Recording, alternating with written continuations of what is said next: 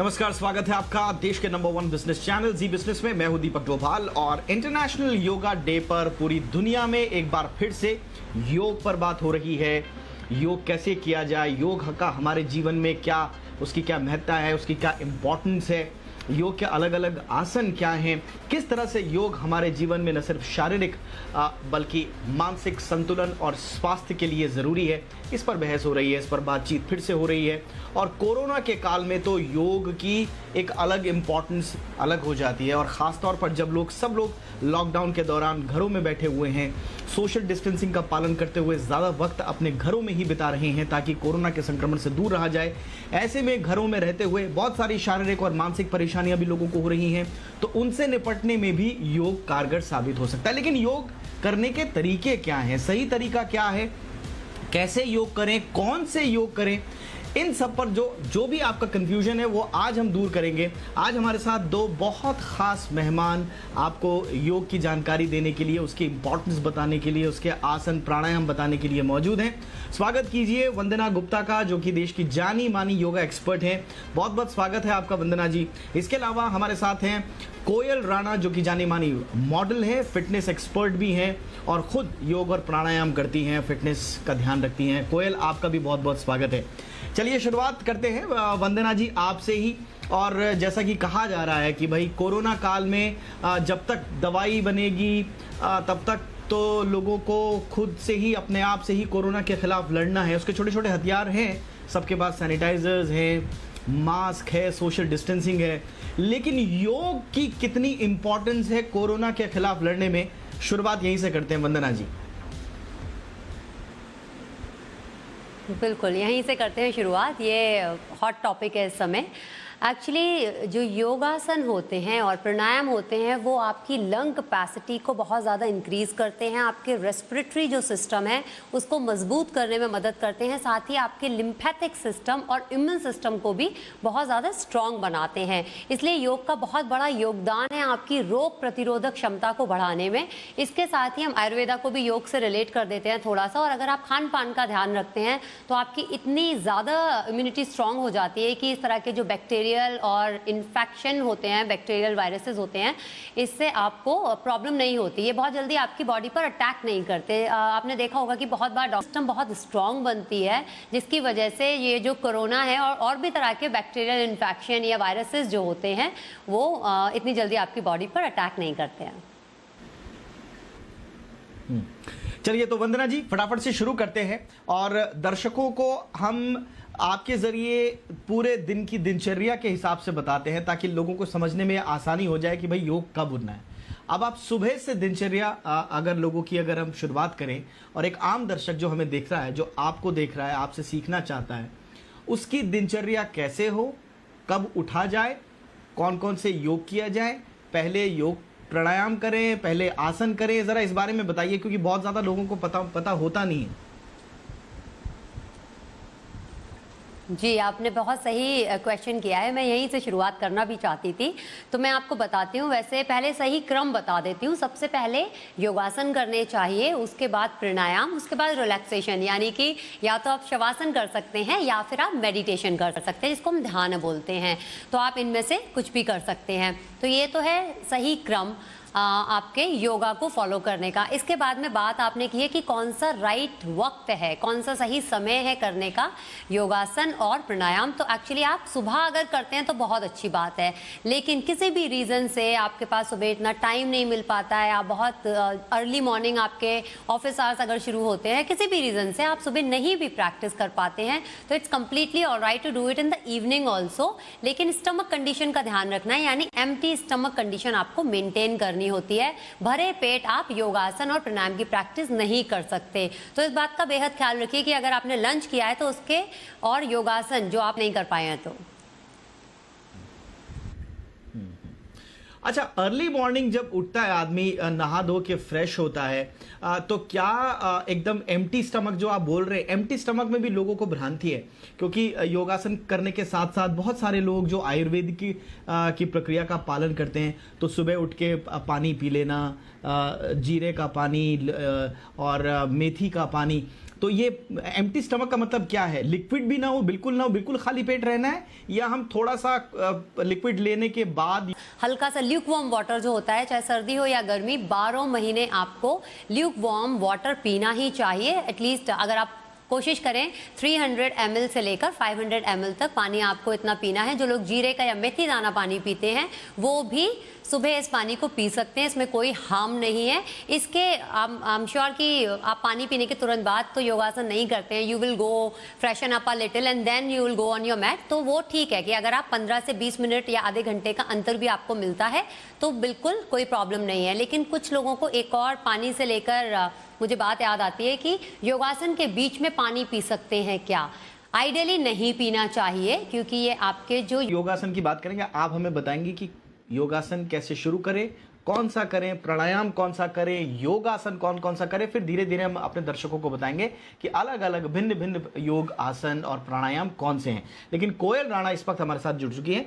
कोयल राणा, आपका भी मैं टेक लेना चाहूँगा शुरुआत में। सबसे पहले कोरोना के इस गंभीर संक्रमण काल में कितनी इम्पोर्टेंस है हमारे आम दिनचर्या में योगा की?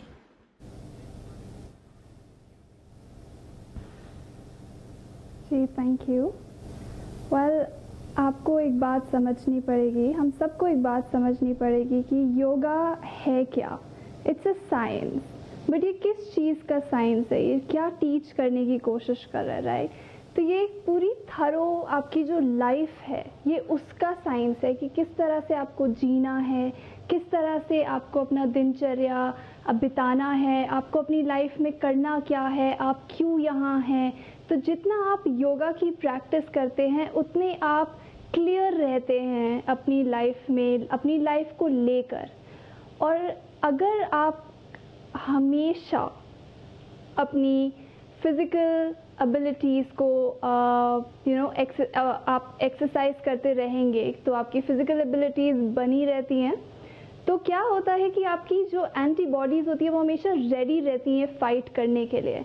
तो अगर कोई वायरस बाहर से आ भी रहा है, कोरोना का हमें नहीं पता अभी अच्छे से कि क्या है क्या नहीं है, बट कई लोग इससे फाइट कर पा रहे हैं, तो हम एक अज्यूम कर सकते हैं कि हो सकता है कि कुछ लोग जो अपनी एंटीबॉडीज़ को तंदुरुस्त रखते हैं, अपनी बॉडी को तंदुरुस्त रखते हैं। और योगा को कहा जाता है कि आज की तो ये आवश्यकता है ही, पर ये आने वाले समय का कल्चर है, आने वाले समय का संस्कृति है। तो जब आज इसकी इम्पोर्टेंस हमें इतनी पता चल रही है तो आप समझ ही सकते हैं कि आगे आने वाले समय में इसके बिना हमारा लाइफ का गुजारा हो ही नहीं सकता है। बिल्कुल सही बात है। और जैसे दुनिया में योग का जैसे जैसे प्रचार प्रसार हो रहा है, उसकी इंपॉर्टेंस लोग समझ रहे हैं, तो इसको अपने जिंदगी में, इसको लाइफस्टाइल का हिस्सा भी लोग बना रहे हैं। चलिए, आप बिना देर किए हुए फटाफट से वंदना जी आपके पास आते हैं। थोड़ा फ्रेम छोटा है, हम जानते हैं, स्क्रीन भी थोड़ी छोटी है, लेकिन जितना भी आप बता पाए स्क्रीन में, कहाँ से शुरुआत करें? पहले आपने बताया कि पहले प्राणायाम से करें, उसके बाद आसन, अगर मैं सही कह रहा हूं तो कैसे शुरुआत करें? और 2-4 आसन भी अगर आप हमारे दर्शकों को एक्सप्लेन पहले आसन। जी बिल्कुल। तो मैं आपको सबसे पहले बताऊंगी कि एक्चुअली पहले आसन करना है, प्राणायाम नहीं। अगर आप ऐसा प्रॉब्लम नहीं है, अगर आप पहले प्राणायाम करना चाहते हैं बाद में आसन, तो वो भी कोई प्रॉब्लम नहीं है, बट सही क्रम पहले आसन फिर प्राणायाम का होता है। तो सबसे पहले मैं ये हर किसी से बोलती हूँ कि हर किसी को सूर्य नमस्कार प्रैक्टिस ज़रूर करना चाहिए, क्योंकि जो सूर्य नमस्कार है वो 12 यौगिक पोस्चर का एक बहुत ही अच्छा मिश्रण है, जिसमें आपकी फुल बॉडी, अगर फिजिकल लेवल पर आप बात करेंगे तो वर्कआउट होती है, बहुत ही अच्छा, बहुत ही सुंदर कार्डियोवास्कुलर है। मेंटल लेवल पर जो stress, anxiety, depression, mild depression, इस तरह के जो प्रॉब्लम होते हैं उनसे निजात दिलाने में, आपके मस्तिष्क को काम करने में मदद करता है। साथ ही जब हम स्पिरिचुअल लेवल पर बात करते हैं तो ये हमारी जो हायर कॉन्शियसनेस है उससे हमें एकजुट होने में मदद करता है। तो सूर्य नमस्कार आपको ज़रूर अपने दिनचर्या में शामिल करना ही चाहिए। इसके बाद मैं आपको 5-6 ऐसे आसन बता देती हूँ आज की, वो आप कभी भी कहीं भी जब भी आप योगासन प्रैक्टिस करें तो उनको अपने प्रैक्टिस का हिस्सा ज़रूर बनाएं। जैसे पहला है पादहस्तासन। तो पादहस्तासन को करने के लिए आप अपने दोनों पैरों के बीच में हिप विड्थ का गैप रखकर खड़े हो जाते हैं। इनहेल करते हुए आर्म्स को ऊपर की तरफ ले जाएं, सर के ऊपर की तरफ, और एक्सहेल करते हुए सामने की तरफ झुकना होता है आपकी कमर से, ना कि आपकी पीठ से। तो बहुत सारे लोग नीचे जाने के चक्कर में राउंड कर लेते हैं अपनी बैक को, वो नहीं करना है। आपकी बैक को लेंथन करना है, यानी आपका स्पाइनल कॉर्ड, मेरुदंड जो है उससे अच्छे से लेंथन करते हुए नीचे की तरफ जाना है। जिनको बहुत सीवियर बैक पेन है उन्हें इस बात का ध्यान रखना है कि वो पूरी तरह नीचे ना जाएं, या तो सामने की तरफ दीवार के सहारे इस आसन की प्रैक्टिस करें। अगर आप पूरा नीचे जा सकते हैं तो फिर अपने हाथों को पैरों के नीचे रख लें पीछे की तरफ से, या अपने एंकल्स या काफ्स को पकड़ सकते हैं। तो इसलिए हम इसे पादहस्तासन कहते हैं, क्योंकि ये हाफ इन्वर्जन है। स्पेशली मैं बिगनर्स के लिए बात कर रही हूँ। जब भी इस आसन की प्रैक्टिस करेंगे तो इस आसन से एकदम से इनहेल करके ऊपर नहीं आएंगे, अपने घुटनों को बेंड करेंगे, थोड़ा सा नितंब भाग, आपके जो हिप्स हैं उनको हल्का सा नीचे की तरफ लेकर जाएंगे, जो चिन है उसे टक कर लीजिए आपके चेस्ट की तरफ, और हाथों को एकदम लूज छोड़ दीजिए। बहुत धीरे धीरे रोल अप, इनहेल करते हुए रोल अप कीजिए, क्योंकि मस्तिष्क की तरफ पूरा ब्लड फ्लो है, हार्ट की तरफ पूरा ब्लड फ्लो है। तो कभी कभी क्या होता है कि एकदम से ऊपर आने की वजह से नॉइशी और चक्कर आने लगते हैं। तो ये आपको ध्यान रखना है इस बात का। कुछ और भी कॉन्ट्राडिक्शन है, जिनको हाई बीपी का शिकायत है या जिनको हार्ट प्रॉब्लम्स हैं, उनको भी ये आसन सिर्फ तभी करना चाहिए जब वो सर के नीचे किसी ना किसी तरह का सपोर्ट इस्तेमाल करें। इसके बाद बात करती हूँ मैं त्रिकोण आसन की। बहुत ही अच्छा आसन है, पॉस्चर करेक्शन के लिए भी बहुत अच्छा आसन है, साइड बॉडी लेंथन करने के लिए। तो ये आपका जो लंग्स हैं उनकी कैपेसिटी को एक्सपेंड करने में मदद करता है, उनकी कैपेसिटी को बढ़ाने में मदद करता है। Hands it's a very very good आसन। लेकिन अगर डायरिया वगैरह जैसा कोई प्रॉब्लम है तो इस आसन को उस समय आप अवॉइड कीजिए। इसके बाद मैं सिटिंग आसन की बात करती हूँ। तो एक आसन का नाम है पश्चिम उत्तानासन, जो कि अगेन एक फॉरवर्ड फोल्ड है।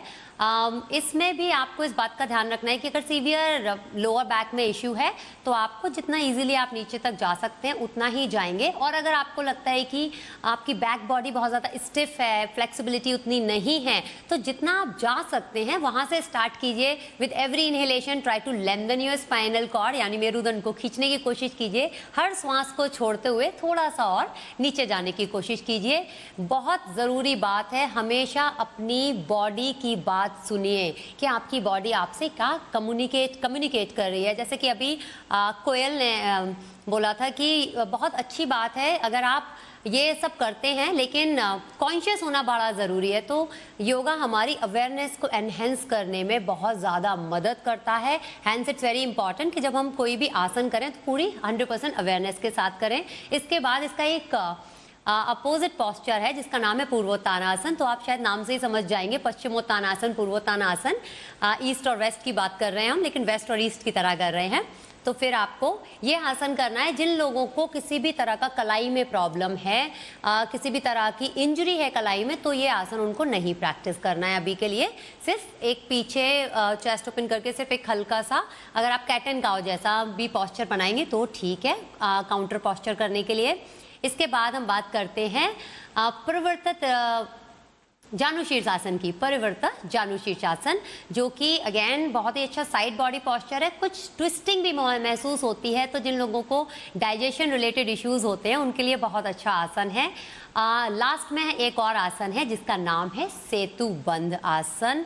बहुत अच्छा आसन है उन लोगों के लिए भी जो अपने थाइस की मसल्स को स्ट्रॉन्ग करना चाहते हैं। साथ ही लोअर बैक जो है उनकी, जिनको बहुत दर्द भी होता है, वो भी ये आसन कर सकते हैं। बहुत ज़्यादा ऊपर जाने की ज़रूरत नहीं है, अपनी बॉडी की बात सुनिए। जब भी आपको लगे कि कोई पिंचिंग पेन महसूस हो रहा है, बस दैट्स योर लिमिट। उससे ज़्यादा ऊपर जाने की आवश्यकता आपको बिल्कुल भी नहीं है।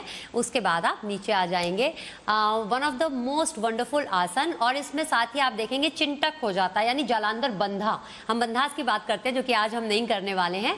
तो जालंधर बंधा लग जाता है, जो कि थायराइड जिन लोगों को है उनके लिए बेहद अच्छा आसन है। तो उन लोगों को ये आसन बहुत ज़रूरी तौर पर प्रैक्टिस करने चाहिए। जितने मैंने आसन बताए हैं, मैं सारी बेनिफिट्स और कॉन्ट्राडिक्शन तो नहीं बता पाई हूँ क्योंकि हमारे शो का एक लिमिटेड टाइम है। लेकिन अपनी बॉडी की बात सुनिए। और साथ में 3 प्राणायाम मैं जल्दी से बता देती हूँ। एक है कपालभाति। कपालभाति प्राणायाम नहीं है, ये क्रिया है। इसके बाद आते हैं, इसके बाद आते हैं वंदना, इसके बाद आते हैं, क्योंकि अभी शो में अभी और भी बताएंगे आप, कपालभाति और अनुलोम विलोम के बारे में भी आपसे समझेंगे।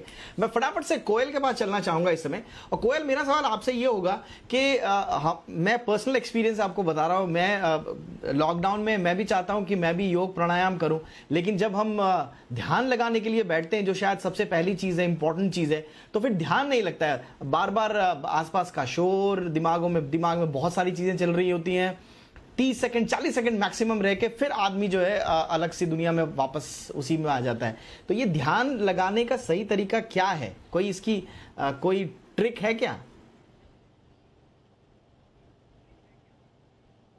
जी, एज अ बिगिनर अगर आपको ध्यान लगाने की प्रैक्टिस में जाना है तो आप जो बेबी स्टेप्स ले सकते हैं वो ये है कि आप अपने आप पे ज़्यादा हार्ड ना हो।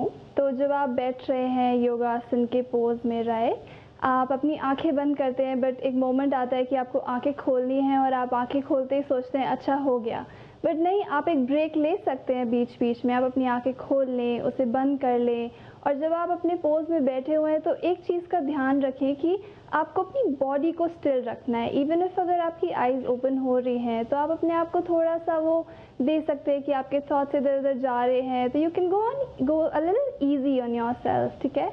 तो आप जब ऐसे पोज में बैठे हैं तो आपको ये ध्यान रखना है कि आप स्टिल हैं, स्टेबल हैं। अब आपको अपनी सांस पे ध्यान देना है। आपको अपनी वो सांस ढूंढनी है जो सबसे एफर्टलेस है, आपको जिसमें बिल्कुल भी आवाज़ नहीं आ रही है, बिल्कुल फोर्स नहीं है, फ्रिक्शन नहीं है, फ्री फ्लो हो रहा है। हो सकता है वो बहुत शॉर्ट ब्रेथ्स हो सकता है वो बहुत ही लंबी ब्रेथ्स हो, तो वो कहीं ना कहीं आप ढूंढने की कोशिश करेंगे तो उसी में आपका ध्यान इतना चला जाएगा। और जब आपको वो सांस मिलेगी तो एक इतना आनंदपूर्ण एहसास होता है, मैं आपको वो शब्दों में नहीं बता पाऊंगी, पर जब आपको वो आप खुद महसूस करेंगे तो आपका बार बार मन करेगा कि आप बार बार उस पोजीशन में बैठे। और होता क्या है कि हमें मेडिटेशन के लिए तैयार अपने आप को करना होता है। एक स्टिल पोज में बैठने के लिए अपने आप को तैयार करने के लिए हमें प्रैक्टिस करनी होती है। ये प्रैक्टिस होती है आसनों से। योग जो है वो सिर्फ आसन नहीं है, योग कई चीज़ें हैं, यम, नियम, प्राणायाम, ध्यान, आसनम। तो जो आसन होते हैं वो हमारी बॉडी को स्ट्रेंथन करते हैं, हमारी बॉडी को पावर देते हैं, वो स्टैमिना देते हैं कि हम उस पोजीशन में बैठ सके। जब हम हिप ओपनर्स करते हैं तो हमारे जो पद्मासन हम लगाते हैं वो उस तरह से फ्लेक्स आउट करता है कि हमारी बैक पे इतना जोर नहीं पड़ता सीधे बैठने में। तो आप योगा जितना करेंगे आप उस हिसाब से उतना ज़्यादा आपके अंदर वो देर तक बैठने की क्षमता भी आएगी। वक्त गंवाए, सीधे वंदना जी के पास चलते हैं। वंदना जी, जो मैं बात कर रहा था, क्योंकि एंजाइटी, डिप्रेशन, डर, नेगेटिविटी बहुत ज्यादा है, ये स्वाभाविक भी है। कोरोना को लेकर जिस तरह का माहौल है, अनप्रेसिडेंटेड है, पूरी दुनिया में किसी ने नहीं सोचा था कि इंसान को ऐसे दिन भी देखने पड़ेंगे। तो डर का होना स्वाभाविक है, एंजाइटी होना स्वाभाविक है। आप हम फटाफट से ऐसे कौन से योग करें कि हम ये जो टेंशन है ये छूमंतर हो जाए? जी, चलिए मैं सबसे पहले आपको थोड़े से योगासन ही बता देती हूँ जो आपको बिल्कुल प्रैक्टिस करनी चाहिए। जितने भी सूक्ष्म योगासन हैं वो आपको प्रैक्टिस करने हैं, जिससे कि ये जो एंजाइटी, डर है वो छूमंतर हो जाएगी। एक आध नाम भी बता देती हूँ, जैसे बालासन है, बहुत ही सिंपल पॉस्चर है और बहुत ज़्यादा अच्छा पॉस्चर है आपके माइंड को काम करने के लिए। इसके साथ शवासन, सभी जानते हैं और बहुत पसंदीदा आसन है लोगों का शवासन करना, लेकिन शवासन में जाकर सोना नहीं होता, इट्स अ कॉन्शियस स्लीप। ये भी आपके मस्तिष्क को एकदम शांत करने में मदद करती है। जब हमने पादहस्तासन की बात की थी, या अगर हम बात करें अधोमुख स्वानासन की, वो भी सामने की तरफ, मतलब फॉरवर्ड फोल्ड, सामने की तरफ झुकने वाले आसन हैं। ये सारे ही आसन बहुत अच्छे हैं। एक आध ट्विस्टिंग पॉस्चर कर लीजिए, जैसे कि भरद्वाज ट्विस्ट, या फिर आप लेटकर लाइंग नटराज, इस तरह के, या जठर परिवर्तन आसन, इस तरह के आसन कर सकते हैं। इसके साथ मैं आपसे एक बड़े लेवल पर बात करना चाहूँगी ब्रेथ की। जो आपकी ब्रेथ है वो एक बहुत बड़ा रोल प्ले करती है आपके मस्तिष्क को शांत करने में। तो कपालभाति की अगर मैं बात करती हूँ तो वो एक्चुअली आपकी जो सिस्टम है, रेस्पिरेटरी सिस्टम, उसको क्लियर आउट करने में मदद करती है। इसके साथ ही क्योंकि ये फोर्सफुल एक्सपल्शन है, आप इसमें सिर्फ एक्सलेशन पर ध्यान देते हैं तो सारे टॉक्सिन्स आपकी बॉडी से बाहर जाते हैं। साथ ही आपकी जब आपका कंप्लीट होता है कपालभाति तो आपकी जो ब्रीदिंग रिदम होती है वो बहुत सिस्टमैटिक हो जाती है। इसके बाद मैं बात करती हूँ आपसे भस्त्रिका प्राणायाम की, जिसको हम एंगर मैनेजमेंट के लिए भी बहुत ज़्यादा यूज़ करते हैं, क्योंकि भस्त्रिका प्राणायाम जो है उसमें रैपिड ब्रीदिंग है, इनहेल और एक्सेल दोनों। फिजिकल लेवल पर तो ये आपके इम्यून सिस्टम को भी बहुत स्ट्रांग बनाता है, लेकिन इसके साथ ही मेंटल लेवल पर ये आपको काम करने में, एकदम कूलिंग सेंसेशन दिलाने में आपकी बॉडी को मदद करता है। अब बात करेंगे हम समवर्ती प्राणायाम। समवर्ती प्राणायाम का मतलब होता है, आप अगर मेडिटेशन करना चाहते हैं तो इस प्राणायाम को ज़रूर इस्तेमाल कीजिएगा। इनहेल फॉर 4 या जो भी आपकी ब्रीदिंग रिदम है, अगर 3 है तो 3, 5 है तो 5, मतलब 4 काउंट के लिए आप इनहेल करेंगे और होल्ड करेंगे 4 काउंट के लिए, एक्सेल करेंगे उसी 4 काउंट के लिए, और अगर होल्ड कर सकते हैं शून्याक में यानी एम्प्टीनेस ऑफ योर सिस्टम में, तो आप वहाँ पर भी 3 काउंट के लिए होल्ड कीजिए। अगर 4 कर सकते हो तो उसे भी 4 कर लीजिएगा। तो इसे समवर्ती प्राणायाम बोलते हैं और है एक बहुत ही प्रसिद्ध प्राणायाम जिसका नाम है अनुलोम विलोम प्राणायाम। तो अनुलोम विलोम प्राणायाम तो हम सभी को पता है ऑल्टरनेटिव नॉस्ट्रल ब्रीदिंग है। ये भी आपके मस्तिष्क को काम करने में मदद करती है। फिजिकल लेवल पे तो इसके अनगिनत बेनिफिट्स हैं, लेकिन मैं आपको, क्योंकि हम डिप्रेशन की बात कर रहे हैं, डर और एंजाइटी की बात कर रहे हैं, लेकिन लास्ट में मैं एक प्राणायाम आपको ज़रूर बताऊंगी जिसका नाम है भ्रामरी प्राणायाम। आपने शायद देखा होगा इस तरह से सन्मुखी मुद्रा लेकर ये प्राणायाम किया जाता है। सो ये प्राणायाम भी बहुत अच्छा प्राणायाम है जिसमें हम इनहेल नाक से करते हैं, मुद्रा ले लेते हैं, और जब हम एक्सेल करते हैं तो from the pit of your throat, ये हिस्सा है वहाँ से बी हमिंग साउंड की आवाज़ करते हैं, कुछ इस तरह से। तो ये हमारे मस्तिष्क को एकदम एकाग्र कर देती है, जो भी बाहर की दुनिया है उससे डिस्कनेक्ट करके जो हमारी अंदर की दुनिया है उसके कनेक्शन को स्ट्रॉन्ग करने में बेहद मदद करती है। तो ये भी एक बहुत अच्छा प्राणायाम है जो आपको ज़रूर प्रैक्टिस करना चाहिए। अगर आपको किसी भी तरह का स्ट्रेस है, एंजाइटी है, या अगर माइल्ड डिप्रेशन भी है तो ये प्राणायाम आपको ज़रूर प्रैक्टिस करना है। सो आई एम गोना नेम 3 प्राणायाम जो आपको ज़रूर किसी को भी ज़रूर प्रैक्टिस करना चाहिए। अनुलोम विलोम भस्त्रिका, अनुलोम विलोम, भ्रामरी, और जब तक गर्मियां हैं तब तक शीतली और शीतकारी भी, लेकिन सर्दियों में शीतली और शीतकारी का अभ्यास आपको नहीं करना है। मेडिटेशन, यस, मेडिटेशन आपको काम करने में मदद करता है। तो मैं आपको एक सिंपल, बहुत ही जो बिगनर्स के लिए है वो सिंपल प्रैक्टिस आपको बताती हूँ। क्रॉस लेगेड भी बैठने की ज़रूरत नहीं है, दीवार के सहारे बैठ जाइए और पैरों को एकदम सीधा रख दीजिए। इस मेडिटेशन का नाम है निष्पन्द भाव, जिसमें हम कोई भी नेचुरल साउंड पर ध्यान करने की कोशिश करते हैं, लेकिन फोर्सफुल ध्यान नहीं लगाना है, क्योंकि जहाँ हम फोर्सफुल करने लगते हैं कोई भी चीज़, वहीं से हमारा सारा स्ट्रेस शुरू हो जाता है कि अरे हम कोशिश कर रहे हैं, हो नहीं रहा, तो वहाँ हमें स्ट्रेस लेना नहीं है, स्ट्रेस से निजात पानी है। तो आपको माइल्ड तरीके से फोकस करना है, चाहे वो चिड़ियों की चहचहाहट हो, इस तरह के कोई भी नेचुरल साउंड पर। साउंड्स पे फोकस करना है आपको, साउंड्स पे कॉन्सेंट्रेट करना है और फोर्स नहीं करना है ना माइंड को ना बॉडी को, और आप इस योगा के साथ आगे बढ़ सकते हैं। कोयल के पास मैं आऊंगा। कोयल, अब चूंकि लॉकडाउन अब धीरे धीरे खुल रहा है, खुल भी गया है, अब लोग धीरे धीरे दफ्तरों की तरफ बढ़ेंगे, अपने अपने ऑफिसेस की तरफ बढ़ेंगे, लेकिन फिर से लाइफ जो है थोड़ी सी बिजी हो जाएगी। तो आप उनके लिए, जो लोग दफ्तरों में होंगे या आ जा रहे हैं गाड़ियों में, हवाई जहाज में, ट्रेन में, जैसे जैसे लॉकडाउन खुलेगा, उनके लिए आपके जो टिप्स होंगे छोटे छोटे, क्या क्या वो योग में कर सकते हैं, आप कुछ हमारे दर्शकों को बताएं।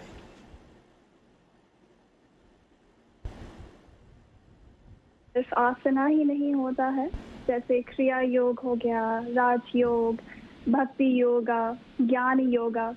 तो इट्स वेरी इम्पोर्टेंट कि हम अपनी नॉलेज को बढ़ाते रहे। हम जितना नॉलेज अपनी बढ़ाएंगे, अपनी पुरानी नॉलेज अपने अंदर से निकालेंगे, नई नई चीज़ें सीखेंगे, जो हम पहले सीख चुके हैं उसे कैंसिल आउट करके नया दुनिया में क्या हो रहा है। तो जब हम ट्रैवल कर रहे होते हैं, हम पॉडकास्ट सुन सकते हैं, वीडियोस देख सकते हैं, इंफॉर्मेटिव वीडियोस या बुक्स पढ़ सकते हैं अपने फ्री टाइम में। तो इसे कहते हैं ज्ञान योग। हम अपनी नॉलेज को जितना बढ़ाएंगे उतना हमें वर्ल्ड व्यू का अवेयरनेस बढ़ेगा। इसके अलावा हम बैठे बैठे अपने ध्यान पे, अपने सांसों पे ध्यान दे सकते हैं। हमारी जो थॉट्स आ रही हैं हमारे अंदर, उन थॉट्स पे जो हमारा ब्रेथ है वो किस तरह से रिएक्ट कर रहा है, कहाँ शॉर्टनेस आ रही है ब्रेथ की, क्या हम सिर्फ लंग्स में ही अपनी ब्रेथ भर रहे हैं, क्या हम पेट तक उसको लेके जा रहे हैं, क्या हमारा इनहेलेशन हमारा एक्सहेलेशन से बड़ा है या उसका उल्टा एक्सहेलेशन हमारा ज़्यादा है और हम इनहेलेशन बहुत कम ब्रेथ को कर रहे हैं। तो ये छोटी छोटी चीज़ें जब हम इनको नोटिस करने लगते हैं, अपने आप को हम और हमारे बारे में अवेयर होने लगते हैं कि किस थॉट पे या किस चीज़ के रिएक्शन पे हमारी ब्रेथ को किस तरह से अफेक्ट आ रहा है। और योगा में breath awareness is very important. और जब हम मैट पे भी जाते हैं तब भी हमें अपनी हर मूवमेंट, हम जिस तरह से भी उस योगा पोज को कर रहे हैं, उस पोज को हमें ब्रेथ से ही मूव करना है। उसको हर मूवमेंट को हमें लीड करना है ब्रेथ के साथ। अगर आप ब्रेथ नहीं ले रहे हैं तो आप एक वेस्टेड एफर्ट लगा रहे हैं। और जैसे हम डिप्रेशन की बात करें, तो डिप्रेशन में क्या होता है, एक इनएक्टिविटी की सिम्टम आ जाती है, आपको कुछ करने का मन नहीं करता है। तो जैसे अभी बोला था कि बाल आसना से हम शुरुआत कर सकते हैं, तो हम बाल आसना में बैठे हैं, उसके बाद हम कैट एंड काउ में आ जाए थोड़ी देर के लिए, हम अपने बैक को थोड़ा स्पाइनल मूवमेंट दे दे, वहीं से हम डाउनवर्ड डॉग में चले गए, वहीं से हमने अधोमुख हमने अश्व संचालन कर लिया। और फिर क्या होता है, जब हम यहाँ तक पहुँच ही गए हैं तो हम क्यों ना आगे वॉरियर पोजेस में पहुँच जाए। वॉरियर पोजेस हमें एक वीरभद्रासन जिसे हिंदी में संस्कृत में कहा जाता है। तो हमारी जो लड़ाई है ये हमारे ईगो से है, हमारी विल से है। तो जब हम एक वॉरियर वाले पोजेस अपनी लाइफस्टाइल में डालते हैं, फिर धीरे धीरे उस तक पहुंच जाते हैं और फिर अपनी बॉडी को फोर्स करते हैं कि हम उन पोजेस में रहे। जैसे वॉरियर पोजेस के 5 तरह के पोजेस होते हैं। धीरे धीरे हम और अपने अलाइनमेंट्स पे ध्यान रखें, धीरे धीरे उनके बारे में पढ़ाई शुरू करें। जब हम ट्रैवल कर रहे हैं, जैसे बोला ज्ञान योग, तो जब आगे आने वाले समय में ये ही सबसे महत्वपूर्ण चीज़ है, तो क्यों ना इसके बारे में हम और जागरूक हो और अपने आप को एक पुश दें और जागरूक हो और ज्यादा से ज्यादा इसको अपनी लाइफ में इसको आत्मसात करें। बहुत बहुत शुक्रिया वंदना गुप्ता आपका, और कोयल राणा आपका भी बहुत बहुत शुक्रिया। हमारे दर्शकों को बहुत ही आसान शब्दों में आपने योग, आसन, प्राणायाम सब के बारे में बताया। हम उम्मीद करते हैं कि योग हमारे सबके जीवन में खुशहाली लाएगा, पॉजिटिविटी लाएगा, स्वास्थ्य लाएगा और सबसे बड़ी बात एक बेहतर भविष्य लेकर आएगा। इसी उम्मीद के साथ इजाजत दें। बहुत बहुत शुक्रिया।